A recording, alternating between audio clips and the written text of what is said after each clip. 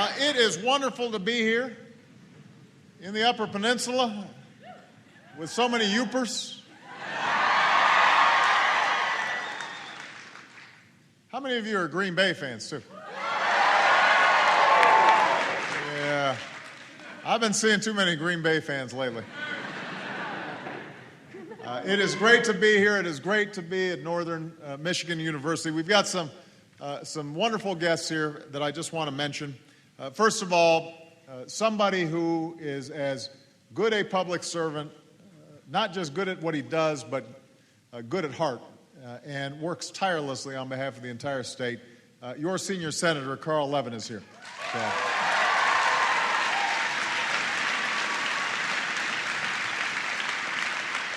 Now, his partner in the Senate could not be here because she's actually leading a Democratic caucus retreat, but she's been fighting for manufacturing, for broadband, for a lot of the things that we're talking about here today. So I just want to acknowledge Debbie Stabenow, who deeply cares about the work that you do up here. I want to thank the great hospitality of Mayor John Cavella, who's been showing me around town. Thank you so much, Mayor Cavella.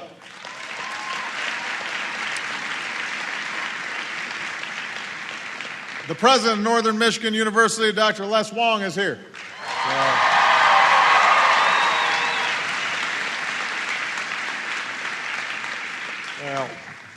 And all of you are here. And you guys are pretty special. Absolutely. Before I begin, I just want to say that we are following today's events in Egypt very closely. And we'll have more to say as this plays out. But what is absolutely clear is that we are witnessing history unfold. It's a moment of transformation that's taking place because the people of Egypt are calling for change. And they've turned out in extraordinary numbers, representing all ages and all walks of life. But it's young people who've been at the forefront. A new generation, your generation, who want their voices to be heard. And so going forward, we want those young people and we want all Egyptians to know America will continue to do everything that we can to support an orderly and genuine transition to democracy in Egypt. Now, as we watch what's taking place, we're also reminded that we live in an interconnected world. What happens across the globe has an impact on each and every one of us. And that's why I've come to Marquette today. Not only because it's beautiful, and the people are really nice, which is true, but I've come here because in the 21st century, it's not just the big cities where change is happening. It's also in towns like this, where the jobs and businesses of tomorrow will take root, and where young and talented Americans can lead. It's towns like this where our economic future will be won.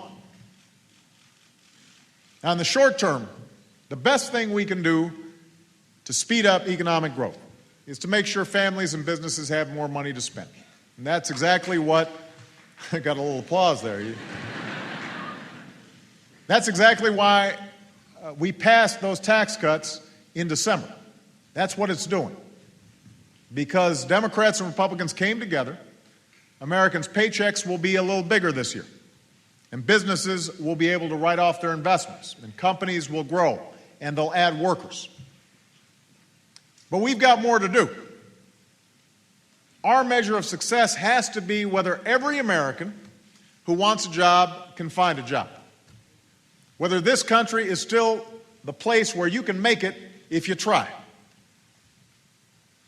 In a world that's more connected and more competitive, other nations look at this moment as their moment, their turn to win the jobs and industries of our time. I see things differently. I see this as America's moment to win the future. So the 21st century is the American century, just like the 20th century was.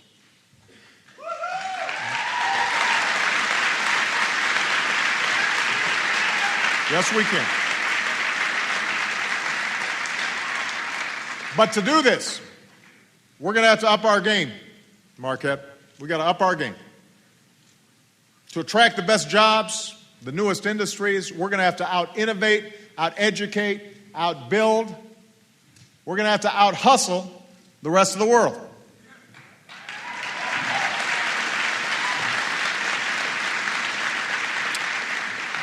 That means investing in cutting-edge research and technology, like the new advanced battery manufacturing industry that's taking root right here in the state of Michigan. It means investing in the skills and training of our people, just like it's taken place at this university. It means investing in transportation and communications networks that move goods and information as fast as possible.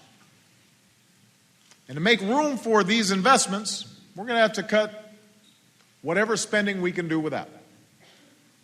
And we've got a real issue with debts and deficit, and so we've got to live within our means. And that means that we've got to cut out things that aren't adding to growth and opportunity in order to invest in those things that are. That's why I've proposed that we freeze annual domestic spending for the next 5 years. That'll reduce the deficit by more than $400 billion over the next decade. It'll bring spending to the lowest share of our economy since Eisenhower was president. That's a long time ago. Even I wasn't born then. So government has to do what American families do every day, live within our means. But even as we do so, we can't sacrifice our future. I mean, I'll just give you guys an analogy. If you're trying to cut back in your family, you might decide, we're not going to go out to dinner so often. Maybe we'll skip the vacation. We're not going to remodel the kitchen. But you wouldn't stop saving for your child's college education. You wouldn't stop saving for your own retirement. If your boiler was broken or your roof had a leak, you'd still go ahead and make those investments. Well, the same is true with our country. We've got to cut out the equivalence of eating out and vacations. I know there may be some restaurant owners here. Go eat at their restaurants, but I'm just making a general point.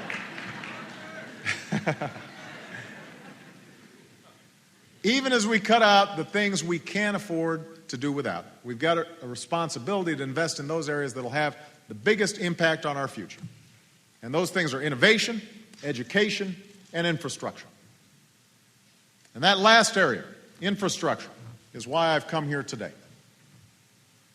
You know, connecting a country of our size has never been easy. Just imagine what Americans experienced when they fanned out from 13 colonies to settle a continent. If you wanted to get from one coast to the other, it would take you months. It would cost you a small fortune. If you settled in the heartland, you were an island with no real market to sell your goods or buy what you needed. You might have to wait till the traders came by before you stocked up. So we decided to build a railroad to span a continent, one that would blast through mountains of granite and use thousands of miles of steel and put an army of citizens and immigrants to work. It was an endeavor that would also require the support of our government. It didn't just happen on its own. As General William T. Sherman said, Uncle Sam is the only giant I know who can grapple the subject. So even as President Lincoln tried to hold the North and South together, he was determined to see this railroad unite East and West. And private companies joined the charge, racing one another to meet in the middle, and eventually a telegraph operator, sent out a simple message to the cheers of a waiting nation. The telegraph just said, "Done." Done. Now, if he knew that we were still talking about it today, he might have come up with something more inspiring.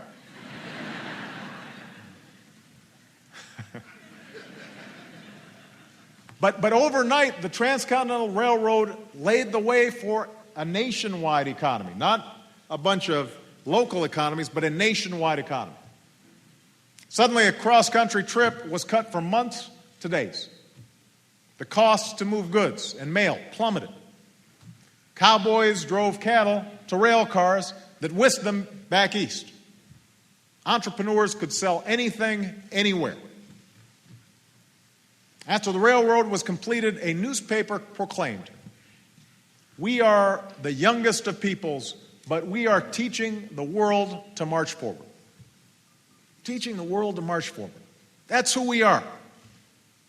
We are a nation that has always been built to compete. And that's why, decades later, FDR set up the Rural Electrification Administration to help bring power to vast swaths of America that were still in darkness. Companies said that building lines to rural areas would be too costly. I mean, big cities already had electricity. But they said, it's too costly to go out into remote areas. It's too costly to come up into the Upper Peninsula. So Americans in these towns went without refrigeration or running water. If you wanted a glimpse of the larger world, your town might run a movie off a small diesel engine. It might not even last the full film. Once power lines were laid down, electricity flowed to farms across the country, transforming millions of lives. There's a well-known story of a Texas family returning home. The first night, their farmhouse was hooked up, and a woman thought it was on fire. And her daughter said, "No, Mama, the lights are on." Think about that. That wasn't that long ago. And government was there to help make sure that everybody, not just some, but everybody, not just those who folks could make an immediate profit off of, but everybody had access to electricity. So years later, as our nation grew by leaps and bounds, we realized that a patchwork system of back roads and dirt paths couldn't handle the biggest economy in the world. So President Eisenhower helped make it possible to build an interstate highway system. And that too transformed the nation, as much as the railways had. And finally, we could ship goods and services to places that the railroads didn't reach. It meant that we could live apart from where we worked. We could travel. We could see America.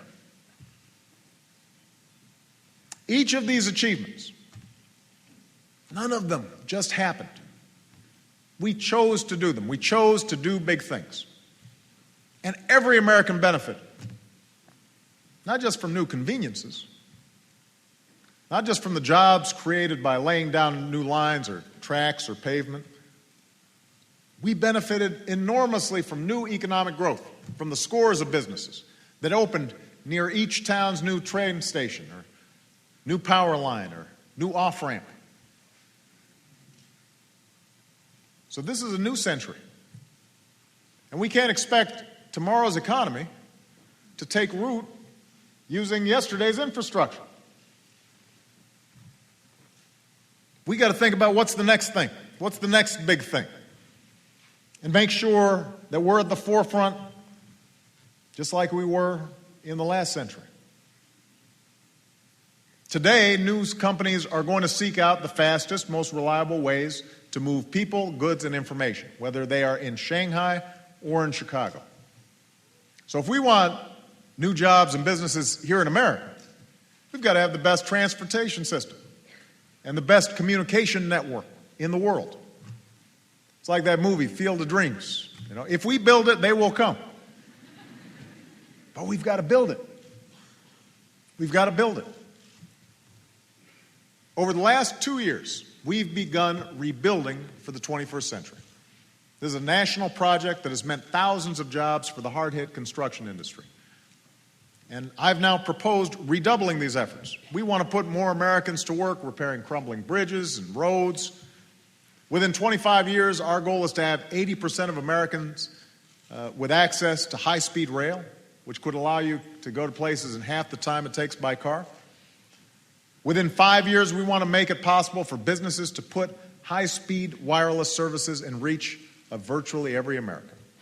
And that last part, high-speed wireless, is why I chose to come to Northern Michigan University today.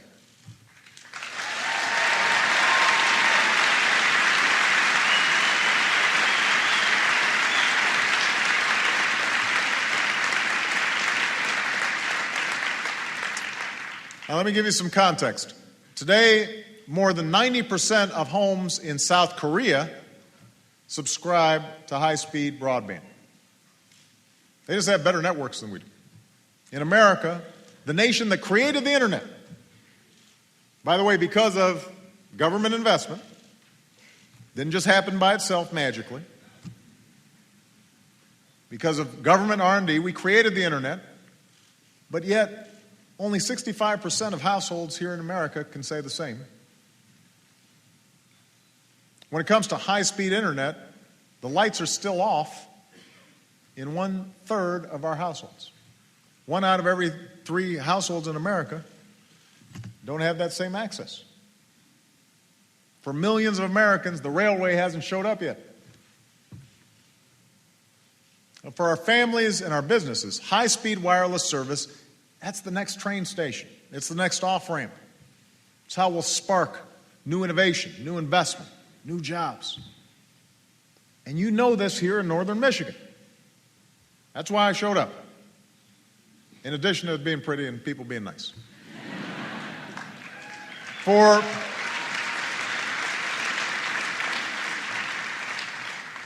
decades now, this university has given a new laptop to every incoming student.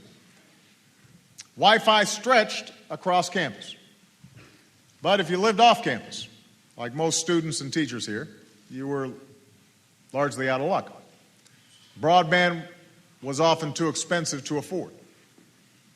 And if you lived a bit further out of town, you were completely out of luck.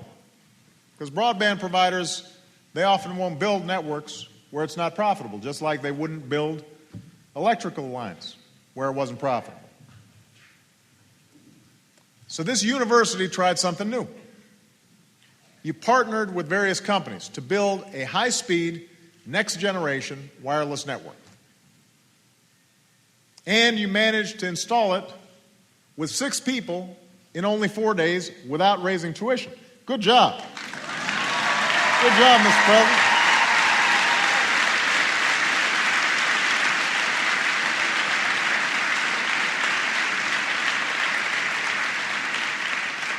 By the way, if you give me the name of these 6 people,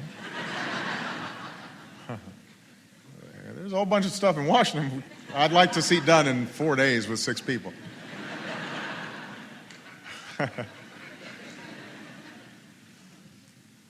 So today, this is one of America's most connected universities, and enrollment is near the highest it's been in 30 years. And what's more, and this is what makes this special, you told nearby towns that if they allowed you to retrofit their towers with new equipment to expand your network, then their schools, their first responders, their city governments could use it too.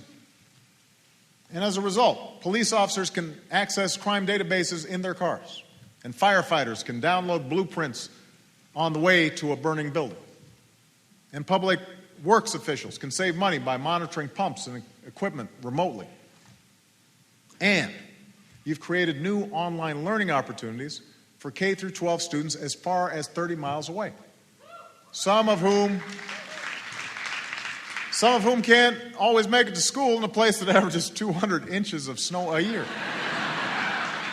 So, now some of these students don't appreciate the end of school days. I know Malia and Sasha get really excited about school days. Of course, in Washington, things shut down when there's an inch of snow. But this technology is giving them more opportunity. It's good for their education. It's good for our economy. In fact, I just came from a demonstration of online learning in action. We were with Professor Lubick, and he had plugged in Negaunee High School and Powell Township School in Big Bay. Now, So I felt like the guy in Star Trek. I was being beamed around across the Upper Peninsula here. But it was remarkable to see the possibilities for these young people who are able to, let's say, do a chemistry experiment, and they can compare the results with kids in Boston. Or if there's some learning tool or material that they don't have immediately accessible in their school, they can connect here to the university, and they're able to tap into it. It's opening up an entire world to them. And one of the young people who I was talking to, he talked about foreign policy and what we were seeing in places like Egypt. And he said, you know, what's amazing, especially for us, is that now we have a window to the entire world. And we can start understanding other cultures and other places in ways that we could never do without this technology. For local businesses, broadband access is helping them grow and prosper and compete in a global economy. In fact, Marquette has been rated one of the top 5 e-cities in Michigan for entrepreneurship. That's right.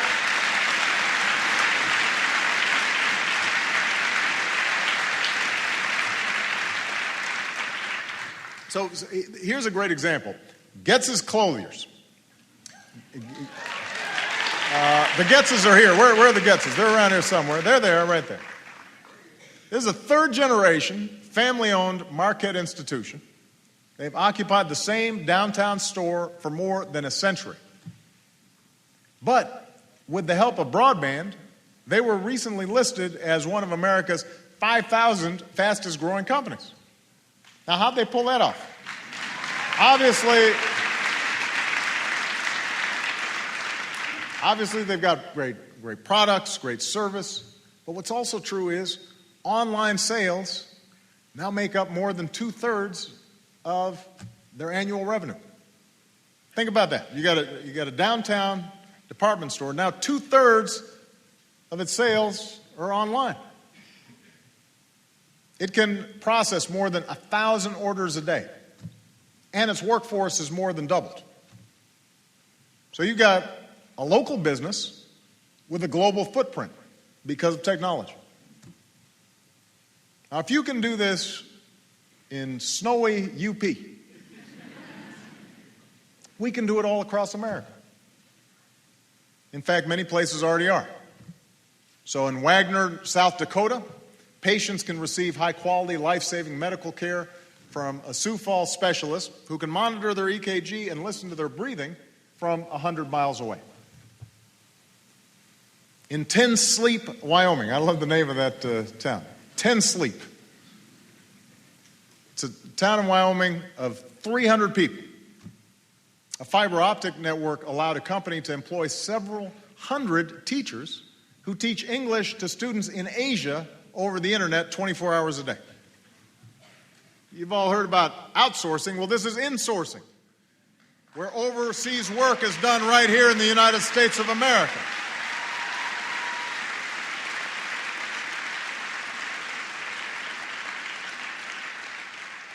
So we want to multiply these stories. We want to multiply your story all over the country. We want to invest in the next generation of high-speed wireless coverage for 98% of Americans. This isn't just about faster internet or being able to find a friend on Facebook. It's about connecting every corner of America to the digital age. It's about a rural community in Iowa or Alabama where farmers can monitor weather across the state and market across the globe. It's about an entrepreneur on Main Street with a great idea she hopes to sell to the big city. It's about every young person who no longer has to leave his hometown to seek new opportunity because opportunity is right there at his or her fingertips.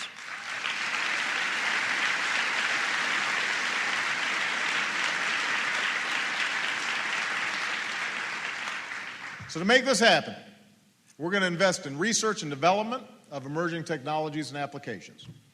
We're going to accelerate breakthroughs in health and education and transportation and deploy a new nationwide interoperable wireless network for first responders, making sure they've got the funding and the frequencies that they were promised and that they need to keep us safe. It's important. By selling private companies the rights to these airwaves, we won't just encourage private investment and expand wireless access, we're actually going to bring in revenues that lower our deficits. Now, access to high-speed internet by itself won't make a business more successful, or a student smarter, or a citizen more informed. That takes hard work. It takes those late nights. It takes hustle. It takes that quintessentially American drive to be the best. That's what's the most important ingredient for our success. But we've always believed that we have a responsibility to guarantee all our people every tool necessary for them to meet their full potential. So if they're willing to work hard, they can succeed. And in a 21st century economy, that has never been more important. Every American deserves access to the world's information. Every American deserves access to the global economy. We have promised this for 15 years. It's time we delivered on that promise. It was time we delivered on that promise.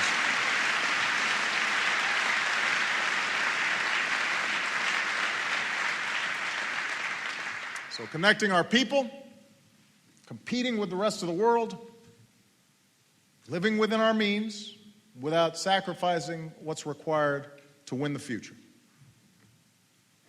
We can do all this because we've done it before. In 1960, at the height of his presidential campaign, JFK came to Michigan. And it was a moment similar to this one. Other nations were doing their best to try to take our place at the top.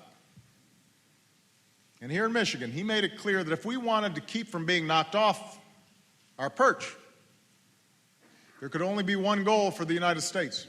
It could be summed up in one word: first. First. I do not mean first, but, he said. I don't mean first when. I don't mean first if. I mean first, period. And the real question now, he continued, is whether we're up to the task. Whether each and every one of us is willing to face the facts, to bear the burdens, to provide the risks, and to meet our dangers. That was 50 years ago. But things haven't changed in terms of what's required to succeed. And we were up to the task then. I believe we're up to the task today. You know, time and again, whether westward or skyward, with each rail and road that we've laid in every community, we've connected with our own science and our imagination, and we've forged anew our faith that we can do anything. We do big things. That's who we are. And that's who we're going to have to be again. A young nation that teaches the world to march forward. That's what you're doing up here in UP. That's what you're doing here at Northern Michigan University. That's what we're all going to do together in the months and years to come. Thank you. God bless you. God bless the United States of America.